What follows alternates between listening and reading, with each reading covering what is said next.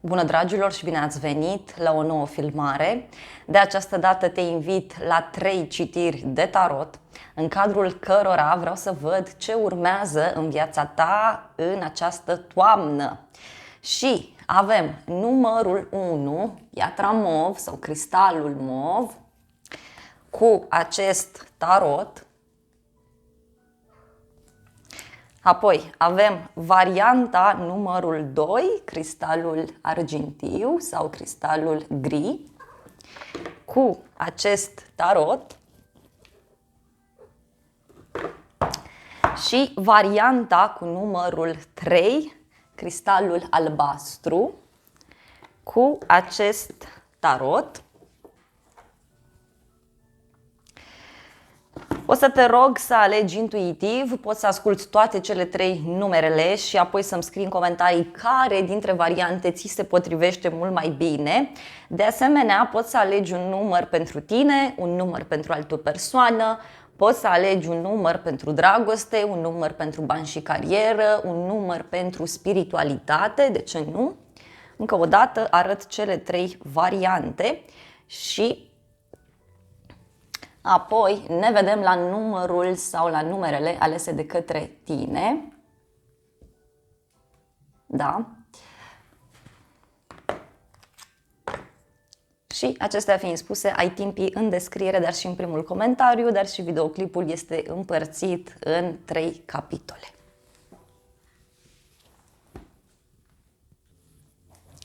Bine ați revenit, dragii mei, cei care ați ales cristalul mov, cei de la numărul 1. Să vedem așadar mesaje din partea tarotului pentru această toamnă.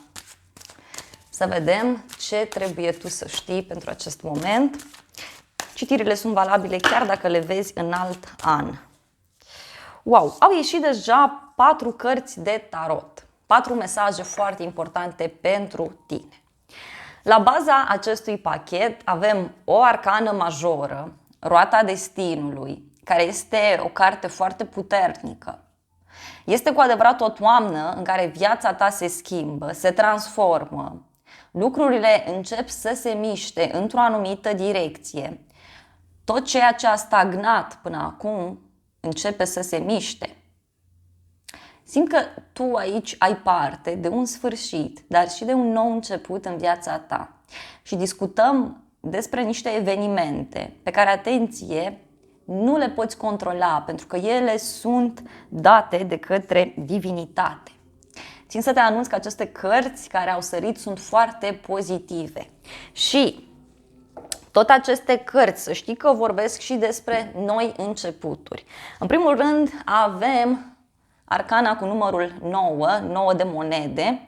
Este vorba despre împlinire. Toamna aduce împlinire, aduce mulțumire. Văd că ești mulțumit, împlinit aici, iar dacă aștepți un răspuns din punct de vedere financiar, să știi că acesta vine și este un răspuns pozitiv. Eu văd abundență, văd faptul că tu devii mult mai sigur pe propria persoană. Și să știi că de aici pleacă totul. Apoi, următorul mesaj pentru tine este Cavalerul de cupe. Cavalerul de cupe, să știi că vorbește despre o invitație de dragoste, despre oameni frumoși, oameni foarte apropiați sufletului tău, cu care tu vei intra în contact în această perioadă. Tot Cavalerul de cupe îți oferă tot felul de oportunități frumoase. Poate te îndrăgostești, poate reușești să-ți clarifici o situație legată de dragoste. Iar uite, dacă ești o persoană singură, aici văd că sunt șanse să apară cineva în viața ta, însă simt să-ți transmit că tu vei fi persoana care va face primul pas. Asta văd clar aici. Apoi avem un 6 de foc sau 6 de bâte. Te înalți undeva. Ai parte de o reușită frumoasă. Poate ai un eveniment important, poate aștepți un răspuns, dar eu văd foarte clar că în această toamnă viața ta se schimbă. 6 de bâte înseamnă o bucurie, înseamnă acel moment în care te înalți. Iar ultimul mesaj din partea tarotului, și apoi o să clarificăm, este valetul de cupe, da? Sau valetul de apă, care din nou vorbește despre emoții. Deci simt aici să-ți transmit că emoțiile tale vor fi foarte importante în această perioadă și că ele, da, vor învârti această roată. Deci tu îți poți schimba destinul prin a fi pozitiv, prin a fi bun, prin a face alegeri cu sufletul și prin a asculta acele mesaje care vin din interiorul tău. Asta e foarte, foarte important. Pentru că, uite, aici avem un 9 de cupe și cu acest cavaler de spade este clar că tu deodată, da, vei reacționa. Deodată îți vei schimba viața. Cu siguranță aici vei reuși să apreciezi tot ceea ce ai în jurul tău. Vei reuși să-ți apreciezi partenerul, vei reuși să te apreciezi pe tine, în primul rând. Pentru că simt aici că sunt și oameni care ascultă acest număr și care nu se apreciază suficient. Și atunci să știți că de aici, da, văd eu că pornesc multe lucruri. Va fi acel moment de inspirație. Va fi acel declic care va schimba lucrurile. Foarte frumos. Roata destinului în acest context, să știi că înseamnă și mult noroc pentru tine. Da? Vreau să clarificăm puțin acest cavaler de cupe. Cavalerul de cupe este clar că vine cu o propunere privind o relație serioasă. Poate pentru unii este vorba despre un contract, despre un nou prieten pe care tu ți-l faci, dar este vorba despre ceva care apare ca o surpriză pentru tine. Poate primești o propunere în dragoste sau pe neașteptate te îndrăgostești. Văd și ceva important în cadrul unui eveniment mare în care mergi. Voi mai cere niște cărți pentru 6 de bâte. Da? 6 de bâte este clar că vorbește despre faptul că se află ceva, sau se face dreptate într-o situație în care cineva a mințit, în care cineva a fost trist. Se face dreptate. Dacă aștepți un răspuns aici pe un proces, pe niște acte, pe un contract, să știi că acesta vine și este pozitiv. Da? Mai văd aici o puternică legătură fie cu o persoană mai tânără, fie este vorba despre un copil.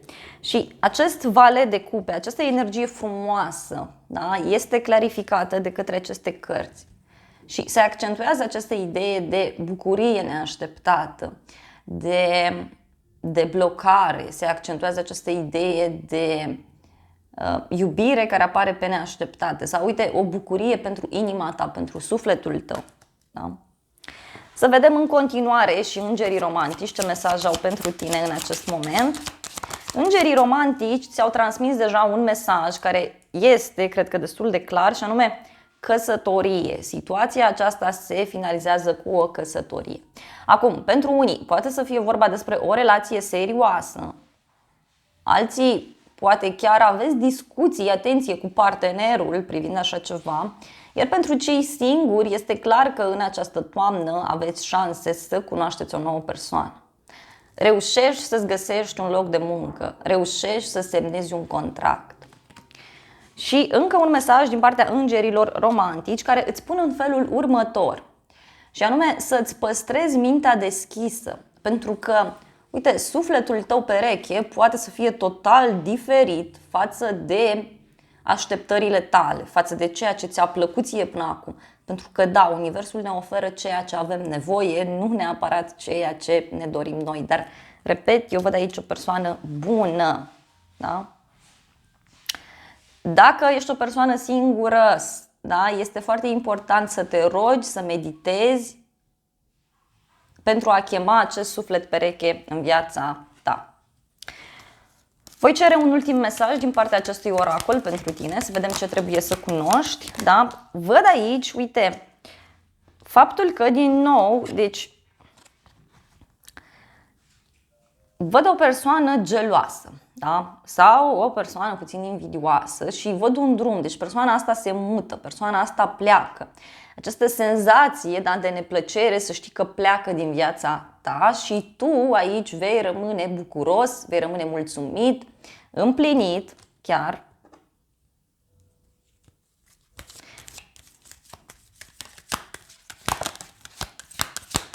Văd o persoană puternică în jurul tău sau faptul că tu vei deveni o persoană puternică și mai văd o eliberare. Deci te eliberezi din ceva, însă tu ești persoana care acționează. Repet, să nu ai așteptări de la ceilalți. Să vedem surpriza pentru această toamnă, pentru tine, să vedem ce trebuie să cunoști, care e surpriza pentru cei de la numărul 1. Surpriza, dragilor, este o hotărâre care se ia. Faptul că te stabilizezi din punct de vedere material, din punct de vedere emoțional, faptul că te stabilizezi din punct de vedere personal. Mai vreau detalii în legătură cu această situație. Hai să vedem.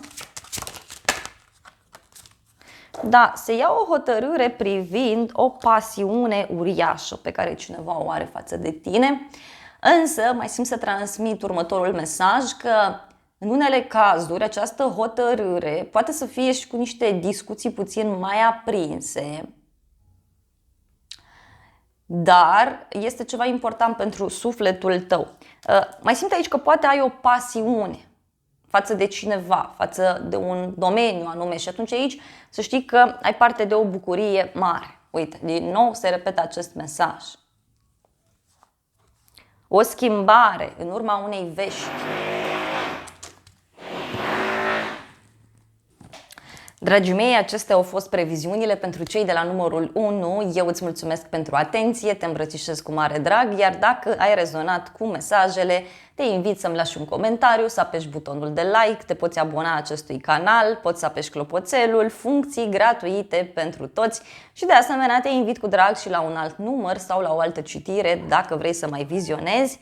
Eu îți doresc să ai parte de o zi sau de o seară cât mai frumoasă.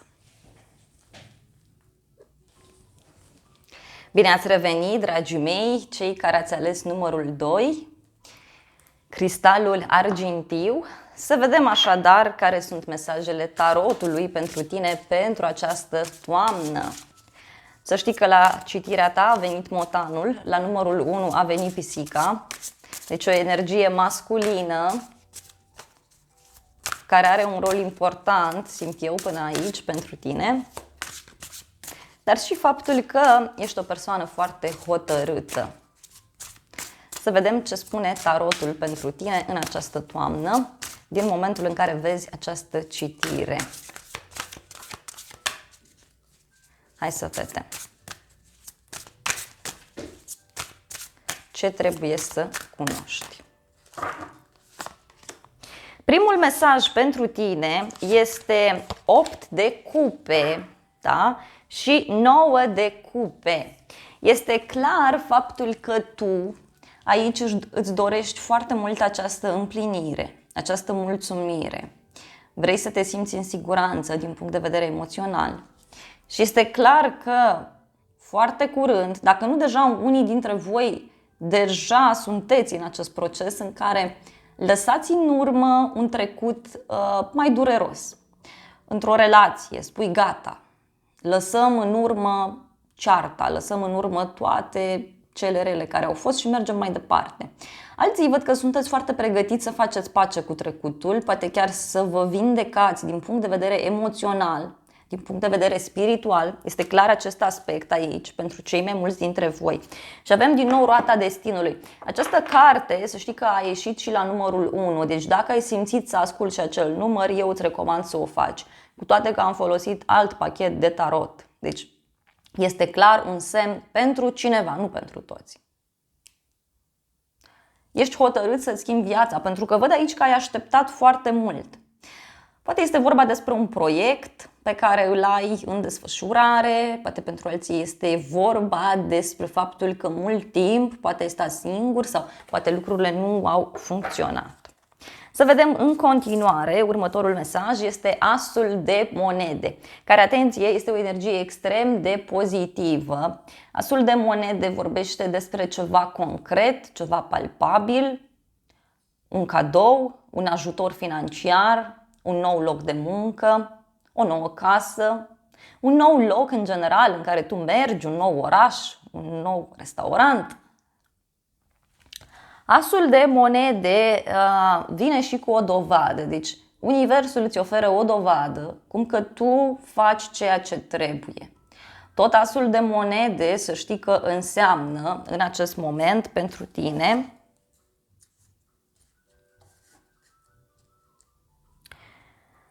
și faptul că ești deschis să pui în practică lucrurile, pentru că tu aici văd că ai înțeles faptul că nu totul este la nivel energetic. Acolo este important să fie bine, dar este important ca și noi, da, să facem lucruri fizice aici.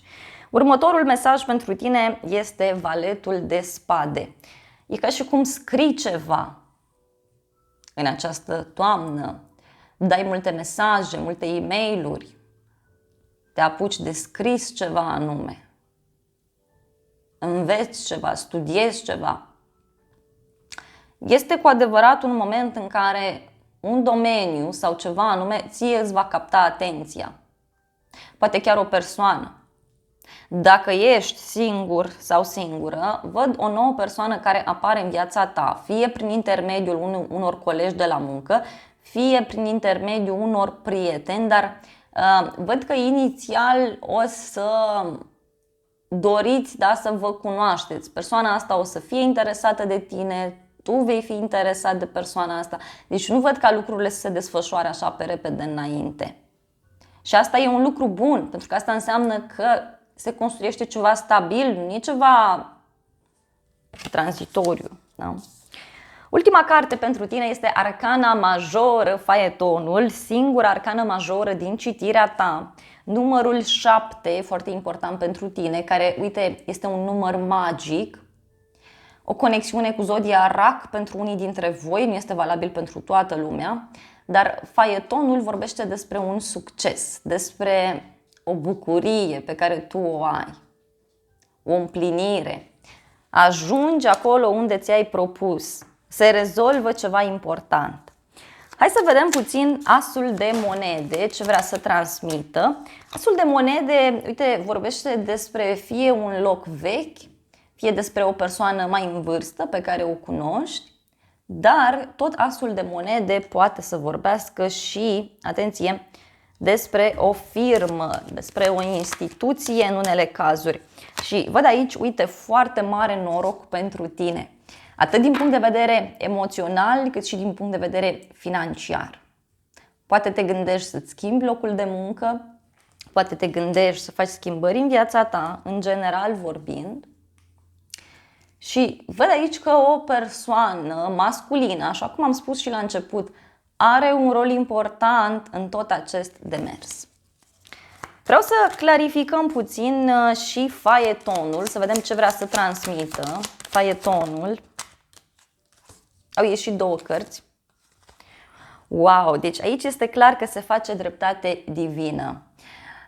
Tu aici primești un răspuns pozitiv privind schimbarea unui loc de muncă, privind niște acte, poate este ceva legat de un proces pentru unii dintre voi.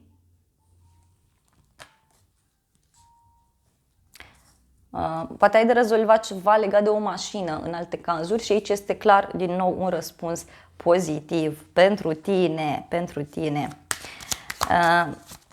Parcă ai o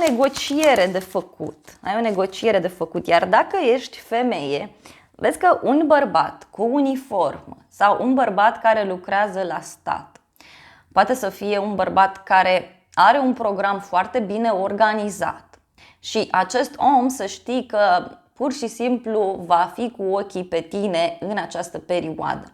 Iar dacă ești bărbat, este ceva ce ție îți va capta atenția și astfel văd aici că te vei organiza mai bine. Da? Vrei să faci niște schimbări din punct de vedere oficial. Mai văd și o discuție sinceră pe care o vei avea cu o persoană din jurul tău. Să vedem îngerii romantici ce mesaje au pentru tine în această perioadă, ce trebuie să cunoști în acest moment. Hai să vedem. Și avem chimie.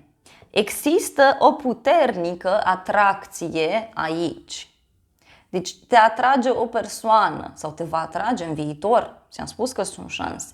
Un domeniu de activitate. Te vei înțelege bine cu cineva, poate cu un prieten. Și avem un mesaj foarte important și anume o pauză. Este timpul să te deconectezi de lume. Poate chiar discutăm despre un weekend petrecut împreună cu cineva, o după-amiază plăcută.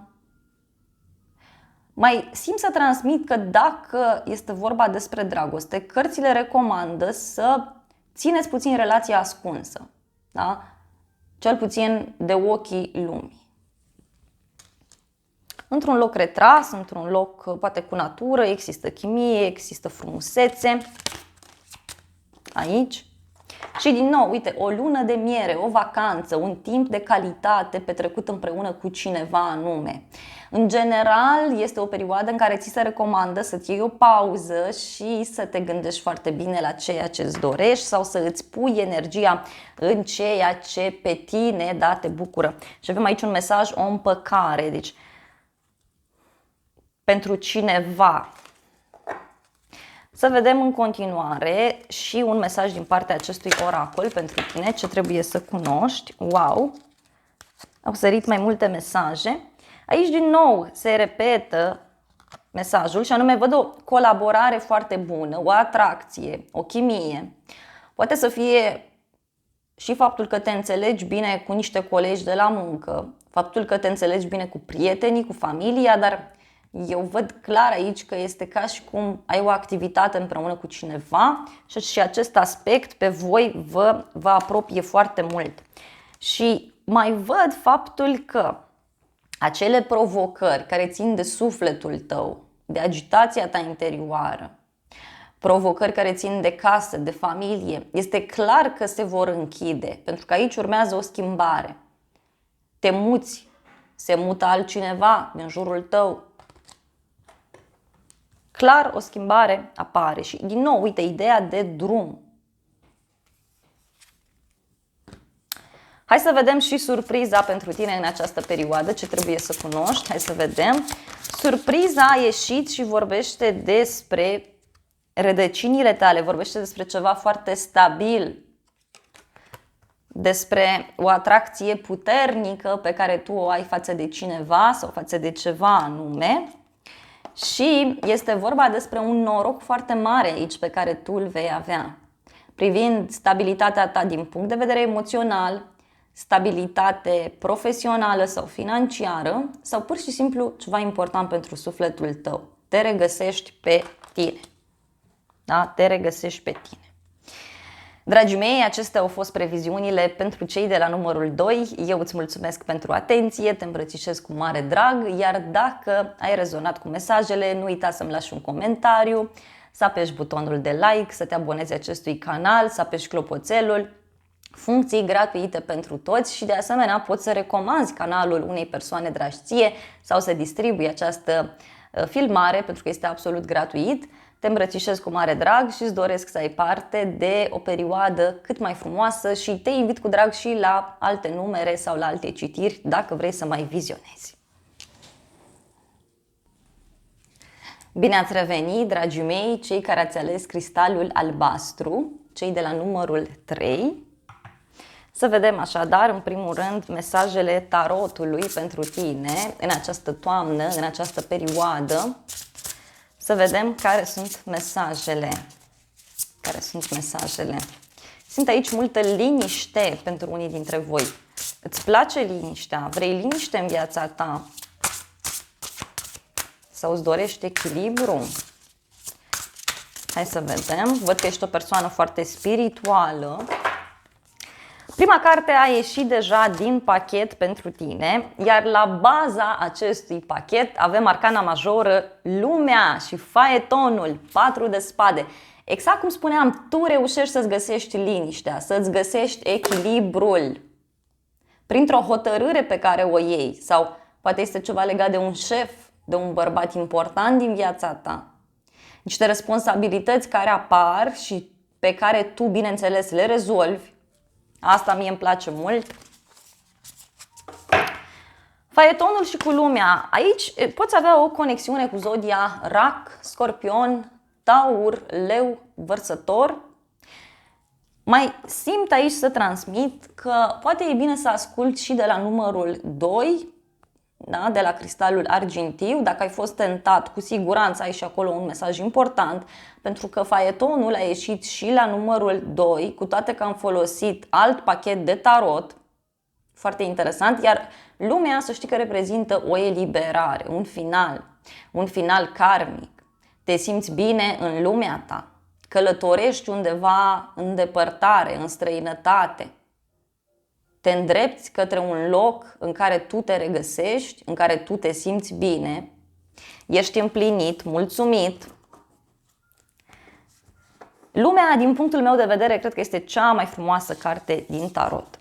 Prima carte este Valetul de bâte, care vine cu o energie nouă, cu o energie frumoasă.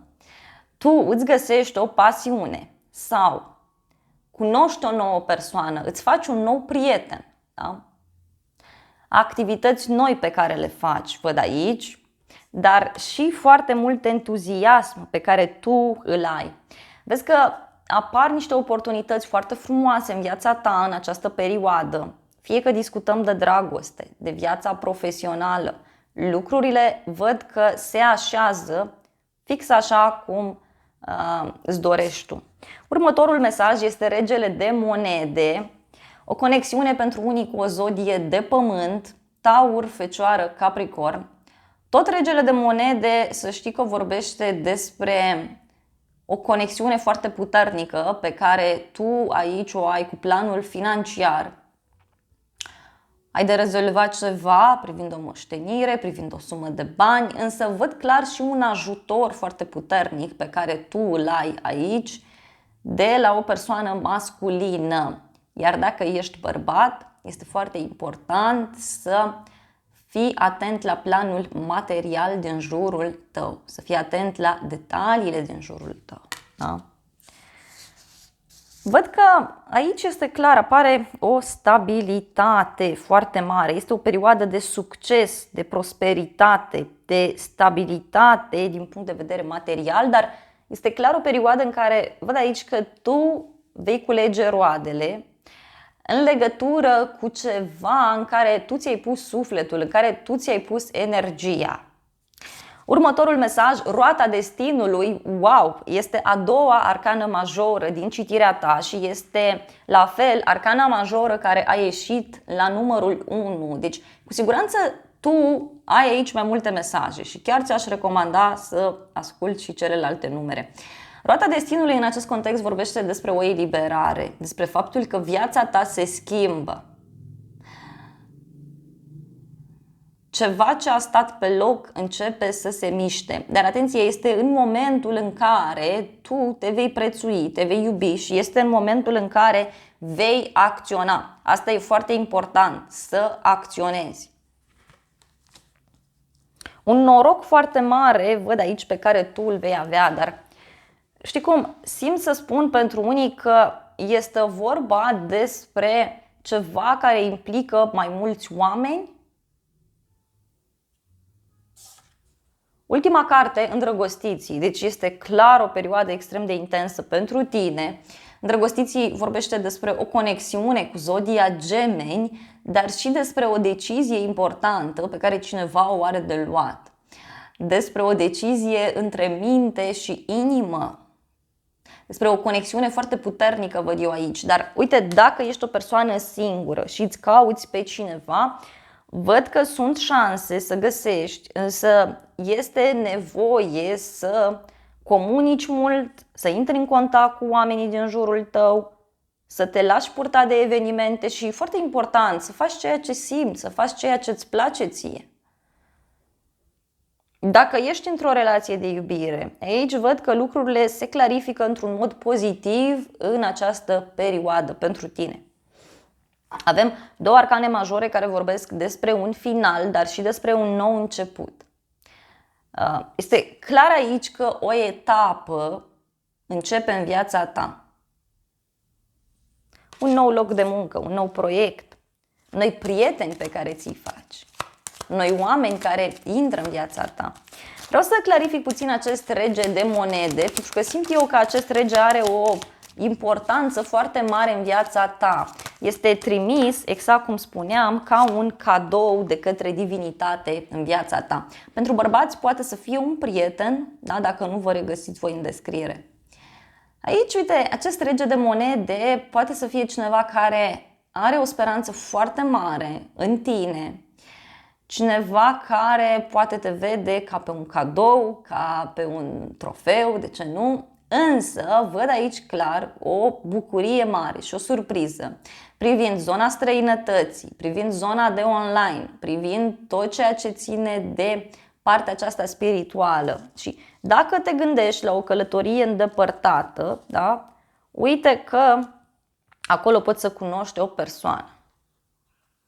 Este cineva care pune foarte mult accent pe partea practică a lucrurilor. Da? Și este o persoană care ia totul încet și sigur. Uite, pe internet poți să cunoști pe cineva dacă îți dorești. Da? Iar dacă te afli într-o relație, bineînțeles aici că vei avea o surpriză din partea acestui om, pentru că această persoană va spune: uite, vreau ceva stabil, vreau ceva serios, vreau să-mi demonstrez că e ceva serios. Pentru că este clar vorba și despre un parteneriat. Uite, un parteneriat de la muncă poate să meargă bine și poate chiar un coleg sau un fost coleg, cineva din jurul tău, îți poate face avansuri, te poate invita în oraș, se poate lega ceva. Vreau să clarific roata destinului. Ce vrea să spună? Roata destinului spune despre niște vești pe care tu le primești de la o nouă persoană. Sau este vorba despre o discuție pe care o ai într-un context nou, mai simt aici să transmit. Poate e vorba despre un nou proiect, despre un copil, despre un nou început în viața ta. Dar este vorba și despre partea financiară, simt eu să transmit.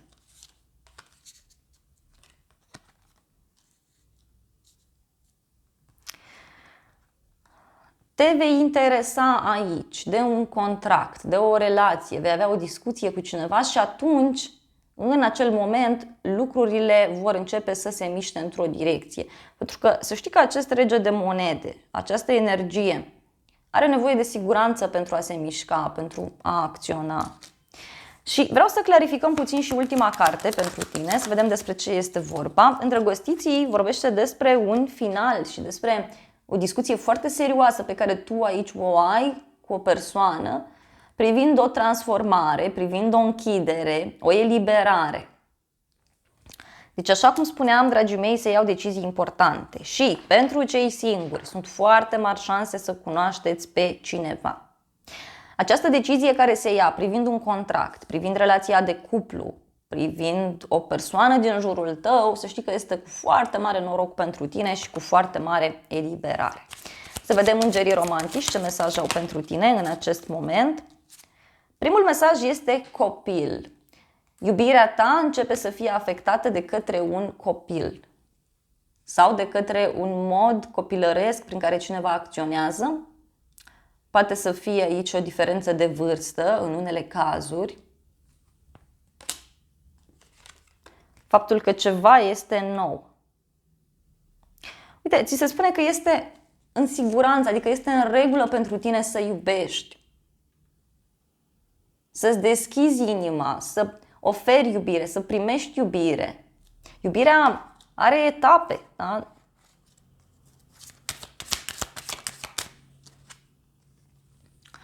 Exact ce spuneam mai devreme, încredere. Să știi că va fi nevoie de multă încredere în tine, în persoana de lângă tine.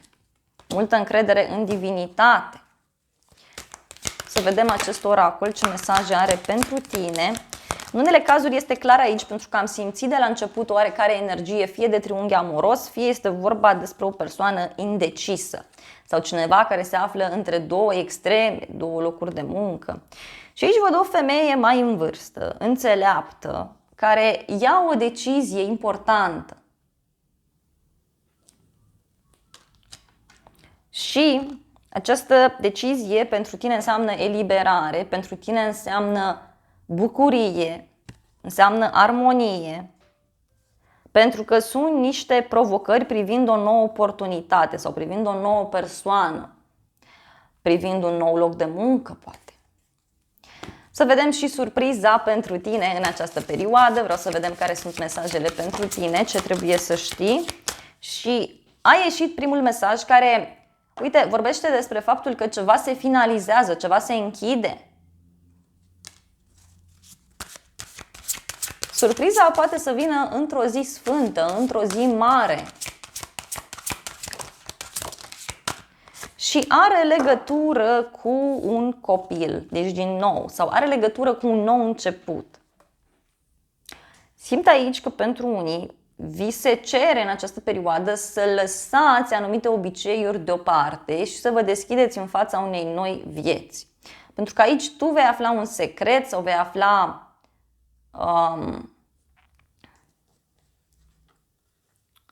o soluție, da, care are legătură fie cu un nou început, fie cu un copil. Da? Și văd aici un final, ceva ce se închide. Poate să zic așa, închizi un proiect, închizi o etapă din viața ta.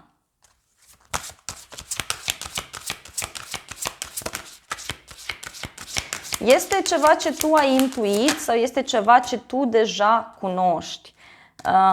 Văd aici o pasiune mare pe care tu o ai în legătură cu o situație, în legătură cu un proiect, în legătură cu o persoană. Și, din nou, uite, este cu un noroc pentru tine, pentru că, uite, deci din nou se accentuează ideea de bani, de stabilitate, de profunzime. Surpriza poate să țină de o nouă persoană care apare în viața ta și care schimbă destul de mult lucrurile. Da? Din nou se repetă acest mesaj, s-a întors singur din pachet legat de noroc, da? De a risca. Este și roata norocului. Prin discuție, ți-am spus, e o discuție aici, e o ședință, e ceva, poate e vorba de un coleg de la muncă, poate este vorba despre o persoană cunoscută sau despre a clarifica relația în care ești. Dragii mei, acestea au fost previziunile pentru cei de la numărul 3. Eu vă mulțumesc pentru atenție, vă îmbrățișez cu mare drag și de asemenea să ne revedem cu bine și la un alt număr sau la o altă citire. Dacă ai rezonat cu mesajele, nu uita să-mi lași un comentariu, să apeși butonul de like, apasă clopoțelul, abonează-te canalului, poți să și distribui acest videoclip unor persoane dragi ție sau să recomanzi canalul, da, acestor oameni. Te îmbrățișez cu mare drag și îți doresc să ai parte de o perioadă cât mai frumoasă.